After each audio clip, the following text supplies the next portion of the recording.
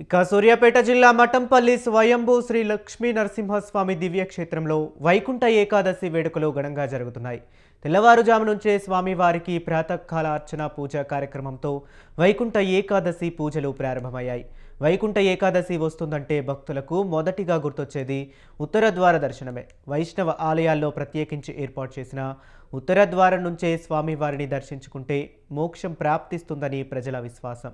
అందుకోసం పవిత్ర కృష్ణానదీ తీరంలో స్వయంభుగా వెలసిన శ్రీ మట్టపల్లి లక్ష్మీ నృసింహస్వామి వారి ఉత్తర ద్వార దర్శనం కోసం భక్తులు బారులు తీరారు. 2 తెలుగు రాష్ట్రాల నుంచి అనేక మంది భక్తులు తరలివచ్చారు. ఈ సందర్భంగా భక్తులకు ఎటువంటి అసౌకర్యాలు కలగకుండా ఆలయ అధికారులు, ఆలయ ధర్మకర్తలు అన్ని ఏర్పాట్లను పూర్తి చేశారు.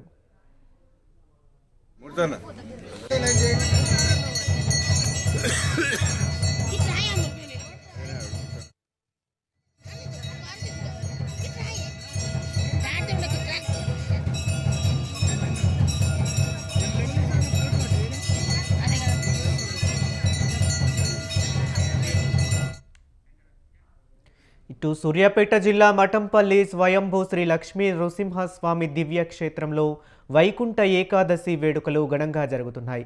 తెల్లవారుజాము నుంచే స్వామివారికి ప్రాతకాల అర్చన పూజ కార్యక్రమంతో వైకుంఠ ఏకాదశి పూజలు ప్రారంభమయ్యాయి. వైకుంఠ ఏకాదశి వస్తుందంటే భక్తులకు మొదటిగా గుర్తొచ్చేది ఉత్తర ద్వార దర్శనమే. వైష్ణవ ఆలయాల్లో ప్రత్యేకించి ఏర్పాటు చేసిన ఉత్తర ద్వారం నుంచి స్వామివారిని దర్శించుకుంటే మోక్షం ప్రాప్తిస్తుందని ప్రజల విశ్వాసం. అందుకోసం పవిత్ర కృష్ణానదీ తీరంలో స్వయంభుగా వెలిసిన శ్రీ మట్టపల్లి లక్ష్మీ నృసింహస్వామి వారి ఉత్తర ద్వార దర్శనం కోసం భక్తులు బారులు తీరారు. 2 తెలుగు రాష్ట్రాల నుంచి అనేక మంది భక్తులు తరలివచ్చారు.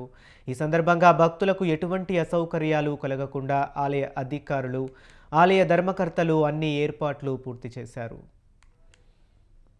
ఈరోజు ముక్కోటి ఏకాదశి, 33 కోట్ల దేవతలు ఆ స్వామివారి దర్శనం కోసం ఉత్తర ద్వారం గుండా స్వామివారిని దర్శించుకొని సేవించాలి అని, అలాగే మునులు, ఋషులు, యోగులు, దానవులు, రాక్షసులు, మనలాంటి భక్తులందరూ కూడా ఆ స్వామివారిని ఉత్తర ద్వార దర్శనం గుండా సేవించుకోవడానికై తరించడం కోసం ఈరోజు చాలా విశిష్టమైన రోజు. ఈరోజు మన దేవాలయంలో కూడా ఉదయాన్నే పల్లకి సేవతో ఆరంభించుకొని స్వామివారికి మంగళ నీరాజనాలు సమర్పించుకొని లక్ష్మీ వెంకటేశ్వర స్వామివారిని ఉత్తర ద్వారం గుండా స్వామివారిని లోపలికి వేంచేపు చేసి స్వామివారి వెంట మనం అందరం కూడా ఉత్తర ద్వార దర్శనం చేస్తూ స్వామివారిని దర్శించుకోవడం అనేది చాలా విశిష్టమైన పర్వకాలం. 1 కోటి ఏకాదశులు ఆచరిస్తే ఎంతైతే ఫలితం ఉంటుందో, ఈ ముక్కోటి ఏకాదశి నాడు ఆ స్వామివారిని దర్శించుకున్నంత మాత్రం లోపల ఉత్తర ద్వారం గుండా మనం ప్రయాణం చేసి స్వామివారిని సేవించుకున్నంత మాత్రం లోపల అంతటి విశిష్టమైన ఫలితం వస్తుంది అని పురాణాలు, ఇతిహాసాలు ప్రబోధిస్తూ ఉన్నాయి. ఈరోజు ముక్కోటి ఏకాదశి, 33 కోట్ల దేవతలు ఆ స్వామివారి దర్శనం